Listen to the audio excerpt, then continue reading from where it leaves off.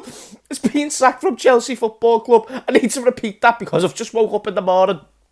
And Jurgen Klopp's successor and superior is now being sacked from Chelsea Football Club. Now, that's dead funny. That is really funny because it's so unexpected. And we'll talk about whether it was deserved or not. But I am so sorry. You Chelsea fucks. Oh, you Chelsea fucks. When it comes to Chelsea Football Club, I love nothing more besides maybe like Man United Football Club messing up than seeing Chelsea in absolute disarray. Now, I don't really enjoy seeing clubs falling to smithereens because people lose jobs and stuff, but to see Thomas Tuchel come in, win the Champions League straight away, do really well. Like, even Jurgen Klopp never beat him. I'm over here laughing my head off. Jurgen Klopp, I don't think, ever beat a Thomas Tuchel team while he was in England. And on top of that, Thomas Tuchel made Chelsea hard to beat. But what was so funny to me was people trying to compare him to Jurgen Klopp. And I feel like that narrative got very fucking squashed very soon. And I think when it comes to Thomas Tuchel, he's a good coach. But you cannot put him on the category of the Pep Guardiolas and the Jurgen Klopps of this footballing world. There really is levels to this shit. And I feel like this is one of those moves that prove it.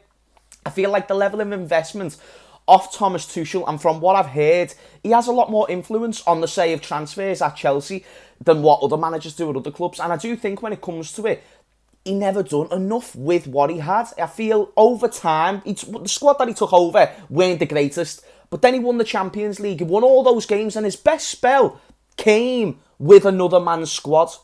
The second that he started implementing his like own players, so Lukaku and different types of ones, letting players going out on loan, letting young players go, even like Billy Gilmore and stuff like that, whether that was right or wrong isn't the question, but the decisions he made clearly didn't work out for the benefit of Chelsea Football Club. And I think, I'll be honest, I think it's very harsh. I can sit here and laugh all I want because it is fucking hilarious that he's been sacked, but I don't think he deserved it. I think the context of winning the Champions League, getting to 2 finals last year, but also winning 2 trophies in the Super Cup and Club World Cup. I know they're not the most significant when it comes to the hierarchy of trophies, but it's still significantly more trophies than what most teams won last year. So I feel like people have got to be very careful when it comes to judging Thomas Tuchel's time at Chelsea. As far as I'm concerned, it's not more than a success. He had 2 transfer windows to himself. He was able to achieve a Champions League. On top of that, he won other trophies. He got to finals. He made Chelsea very competitive, which is what Chelsea are used to doing. I am just now intrigued. What is the owner's strategy or the board of directors' strategy going forward in terms of who they're going to appoint, the style of football they want to play, the type of players they want to bring in? Because they've got to want to bring another manager who's similar to Tuchel, who's going to play the 5 at the back. They've just bought about 7 centre-backs in the window, for fuck's sake. It'd be ludicrous to bring in a manager who's going to play expansive 4-3-3, lovely, beautiful, delectable medley of football. You need to find someone who's stylistically the same, which is why I am very intrigued to see what the next steps for Chelsea Football Club endure, because it is interesting, and they did just lose 1-0 to Dynamo Zagreb. I don't know if that was enough to warrant a sack. I thought you probably should have waited out at least until, November, October, as a manager who won the Champions League for your football club. Not worth at least that. It's hilarious. I literally just woke up, I saw the article, I laughed to bits, and then I was about to turn on the camera, and I was like, I don't even know what to say here, I don't want to piss anyone off, and I just burst out laughing before I started filming. So it is what it is. And what I was going to say was, the additions like Aubameyang and Sterling, I just feel the direction that Chelsea Football Club was going in, whether that was down to Tuchel or the new board of directors, it just didn't feel very long-termy to me. They've got players like Mason Mount, Reece James, good sound players, mate, ones who are going to do a job. But to make those players really good, you need a good striker in the box that you can provide service to. So Reece James, he's a delivery player. He wants to get the ball in the box. Get him someone who we can do that to. Same with Mason Mount. The likes of Lukaku and Aubameyang. Lukaku I thought was going to work out, in all fairness. And I think if it weren't for his attitude issues, which Tuchel couldn't have foreseen, then maybe we would have saw a much better Lukaku, because I do still rate Lukaku very highly. Aubameyang, different case. I think he's more on the other side of the table, where you're lucky if you get 10 goals out of him this year. I don't really think Aubameyang's that good. I think he's one of those players that he went to Barca, Xavi got a kick out of him because the passing football and finding him and whatever. I believe we have seen the case study for Aubameyang now.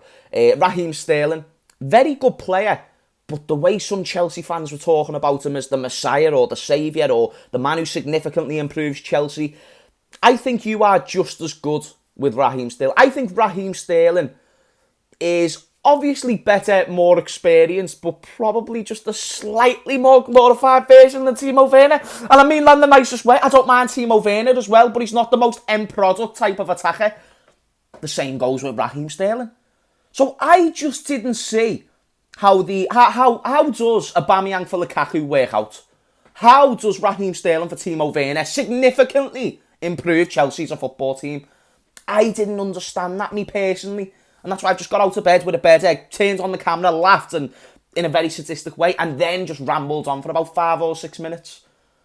But the one thing I will admit is that the direction that Chelsea were going in weren't looking so bright, and therefore it did need to be changed.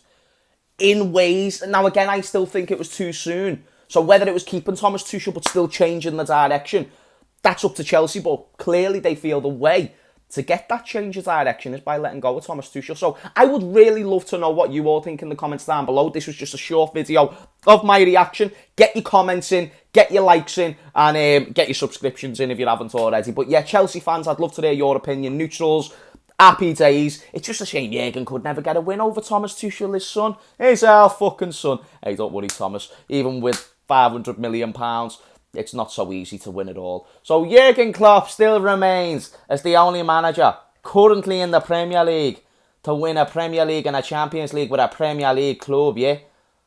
Eat my nuts. Anyway, sorry, that was too far. Bye.